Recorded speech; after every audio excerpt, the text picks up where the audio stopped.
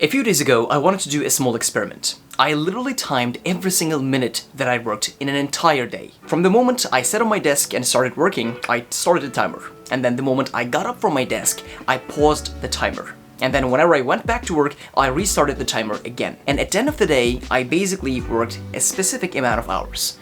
And can you guess how many hours I worked in that day? Is it 3 hours? Maybe is it 5 hours? Is it 8 hours? Or is it even like 12 hours?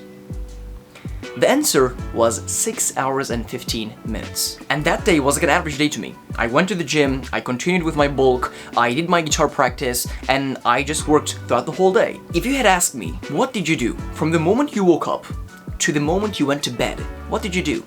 I would answer that question by saying, well, I just worked. Like, I didn't do anything fun, I didn't play video games, I didn't watch movies, I didn't go out for like any dates, I didn't like meet with my friends, I just worked.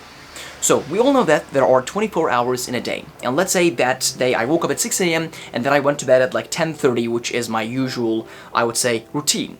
And that means I have 16.5 hours that are awake. Let's say I spent 2 hours in the gym.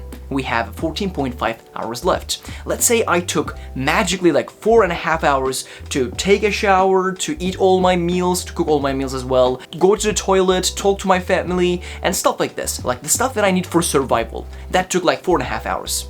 That leaves us with a solid 10 hours that I should have probably worked, because I didn't do nothing else on that day, I just worked. Sometimes you look back to a day and think you only did work right. But then what happens is, at the end of the day, you end up not really actually achieving tangible stuff. The exact reason why that happens is because invisible procrastination. So let me give you a few relatable examples of invisible procrastination. You taking too long whilst eating your meal because you're watching a YouTube video. You checking your phone for a message while working and spiraling down this rabbit hole whilst you're just sitting down in front of your computer so your brain thinks you're still working but you're just killing time. You taking more than an hour between waking up and sitting on your desk to work. You focusing on not the important tasks first so you don't even have time or even energy left for the most important things. These are just to name a few. And if you're watching this video, you 100% struggle with invisible procrastination. So here is the actionable step. I want you to do the exact thing that I did in that small experiment. I want you to time yourself in one day, let's say tomorrow, on exactly how many minutes, how many hours you worked that day. Not the work that you did when you have your phone in your hands and you have the laptop open but you don't really do much work. No, actually focused work that you did. And I bet my YouTube channel all my money that I don't have much, to be honest, nowadays. Yet in the beginning of the self-improvement journey, right? I bet everything that I have that you probably can double the amount of hours you're working right now. You probably can double that, my friend. So for me, I'm gonna roast myself a little bit now, because I have to talk to myself at this point. So Ahmed, let's say you are sitting down on your desk, you have your computer, your laptop, whatever it is, in front of you, and you are doing your work. Let's say you are writing a script, or let's say you are editing a video. If you don't have an acceptable, a specific excuse, let's say you have to go to the toilet. Let's say you have to eat your meal because it's your meal time, you're bulking. Or let's say you have to get up and you have something specific that you have to do.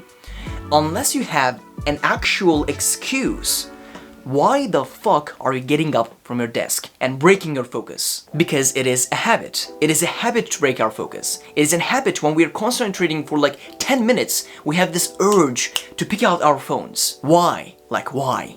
It is unintentional. You do that without even realizing. So what is the answer to this? You leave your phone specifically in another room whenever you're working. Simple as that. Now a lot of people are gonna say, oh, I might get an emergency message. Like, I truly wanna ask you, when was the last time you got an emergency message that needed to be answered in that exact moment, in that exact minute? I doubt you even remember the last time that happened. So the moral of the story, you can work so much harder than you're working right now. It is truly in your hands.